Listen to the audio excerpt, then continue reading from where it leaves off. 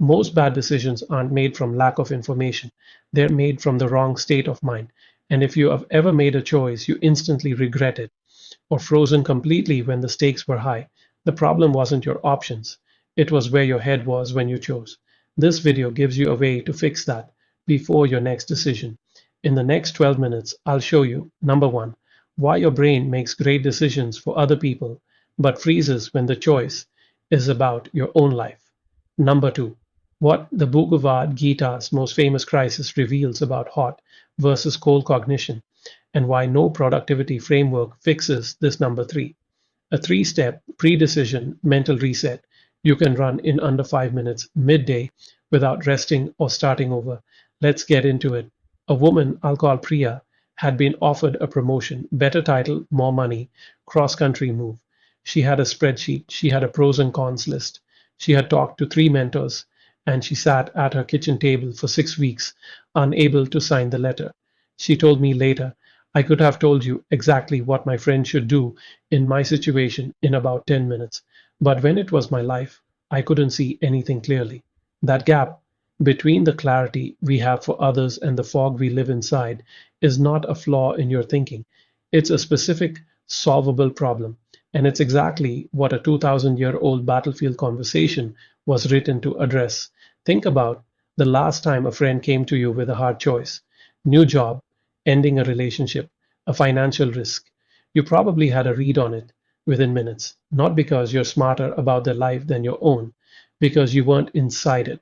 Psychologists call this the Solomon's paradox. When we reason about other people's problems, we naturally zoom out. We see the whole board. When we reason about our own problems, we collapse inward. We lose the view.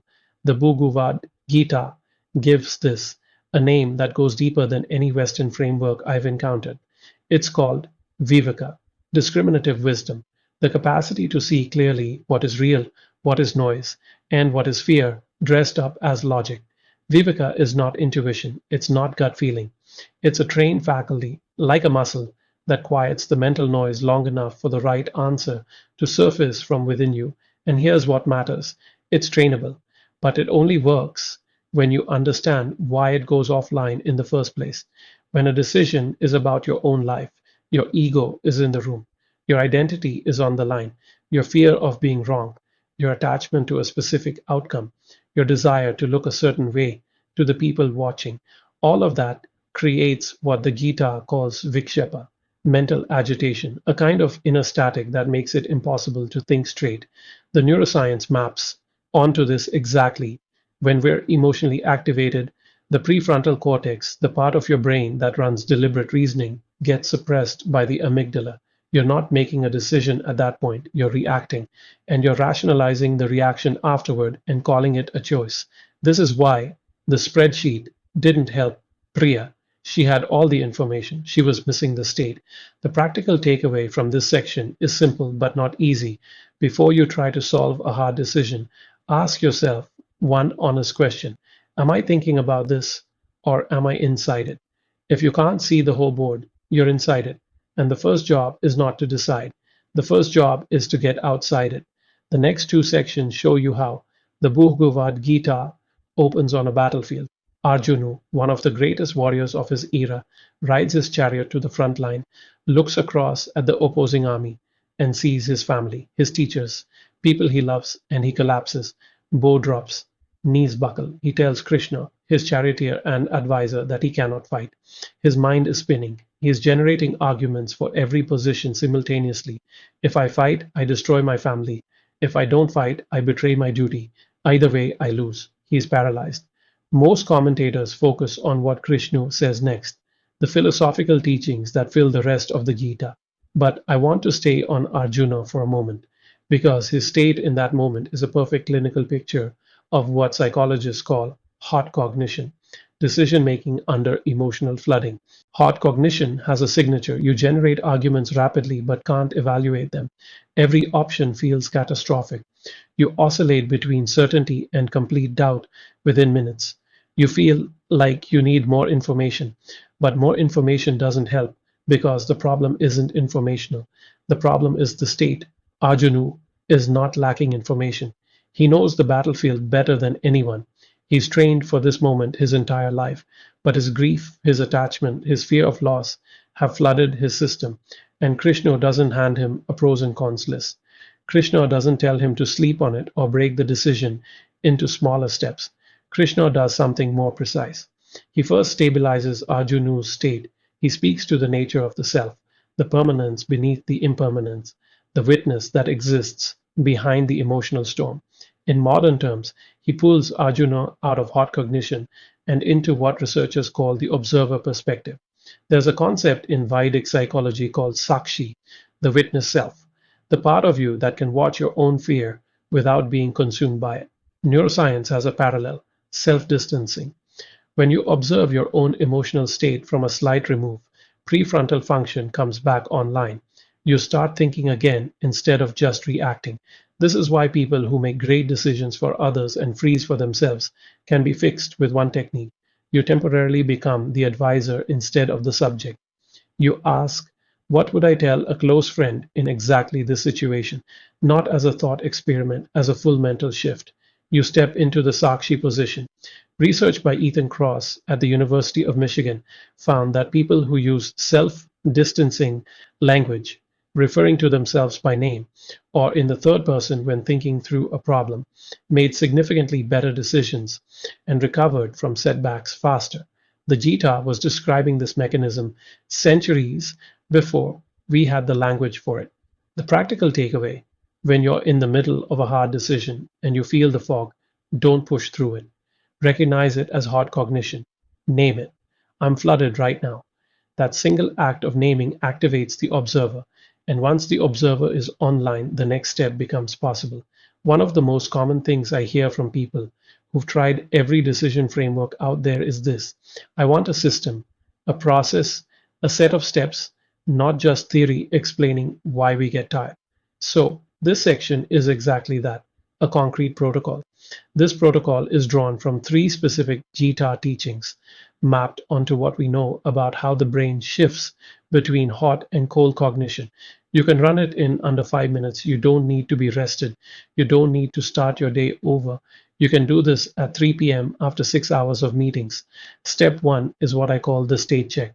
Before you touch the decision, you assess where you are. The Gita talks about three qualities of mind: tamas, rajas, and sattva. For our purposes, tamas is mental heaviness, fog, avoidance. Rajas is agitation, urgency, anxiety, the feeling that you have to decide right now or everything falls apart. Sattva is clarity, steadiness, the sense that you can see the whole board. Most people try to make decisions from rajas. The urgency feels like momentum. It's not, it's noise. The state check is simply this: sit for 60 seconds and honestly name which state you're in. Foggy, agitated, or clear. You're not judging yourself. You're reading the instrument panel before you fly. If you're in sattva, you can proceed. If you're in tamas or rajas, you go to step two before touching the decision. Step two is the witness shift. This is the Sakshi technique made practical. You take the decision and you reframe it in the third person. Instead of, should I take this job? You ask, what would I tell someone I deeply respect if they came to me with exactly this situation? You write the answer out, longhand if possible, as if you're advising that person. This is not a trick, it's a neurological shift.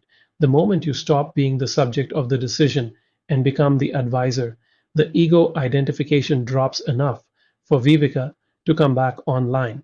You'll be surprised how quickly the answer clarifies. Most people find that within 2 or 3 minutes of writing, they already know what they think. The confusion wasn't about the decision, it was about the state. Step three is what the Gita calls Nishkama Karmu, action without attachment to the outcome. In decision terms, this means you identify the choice that aligns with your values and your clearest judgment, and you consciously release the need to control how it lands. This sounds philosophical.